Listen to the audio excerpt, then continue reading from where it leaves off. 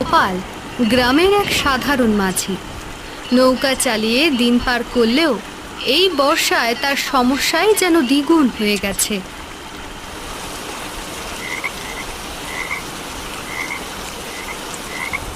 এই গোপালদা, আরে ও গোপালদা, এই ভর দুপুরে নৌকা চালিয়ে আর কাজ নেই। বাড়িতে ফিরে যাও, বুঝলে? সেটাই তো করতে হবে দেখছি। এমন বর্ষা এসেছে, প্রতিটি ঘরে ঘরে এখন নৌকো। কি আর করার, নৌকা ছাড়া একদিক থেকে অন্যদিকে তো আর যাওয়াও যায় না। মুসিবতে পড়েছি আমি নিজেই। এদিকে ঘরদোরের অবস্থাও তেমন একটা ভালো নয় গো। সব বাড়িতে ওই একই সমস্যা, বুঝলে তো? কি যে করবো সেটাই তো বুঝতে পারছি না এখন। নদীর জল নদী ছাড়িয়ে পুরো গ্রামে ঢুকে পড়েছে। সকালে দেখে এলাম ঘরের মেঝেতে জল। এখন কতটুকু বেড়েছে কে জানে। যাও যাও, আর নৌকা চালিয়ে কাজ নেই, এই বাড়িতে ফিরে যাও দেখি।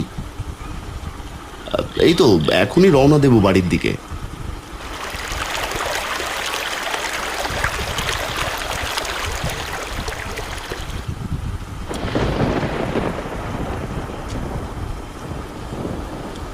কি গো, এমন মুখ ভার করে বসে থাকলে তো চলবে না, কিছু একটা করতে হবে। আমি তো আর কম চেষ্টা করছি না গিন্নি, কিন্তু দেখতেই তো পাচ্ছ কি অবস্থা। ঘরের মেঝেতে হাঁটু সমান জল, রাত নামতে নামতে পুরো ঘর ডুবে যাবে। কি করবে এখন? আমার মাথায় এখন কিছুই আসছে না। শেষে মনে হচ্ছে ওই নৌকোতেই আশ্রয় নিতে হবে।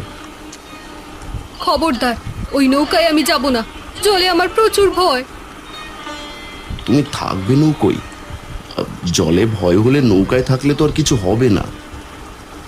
না গো বাপু, আমি পারবো না। ঝড় বৃষ্টিতে নৌকা উল্টে গেলে মহা বিপদ। ঠিক আছে, চিন্তা করো না, আমি দেখি অন্য কোনো ব্যবস্থা করা যায় কিনা।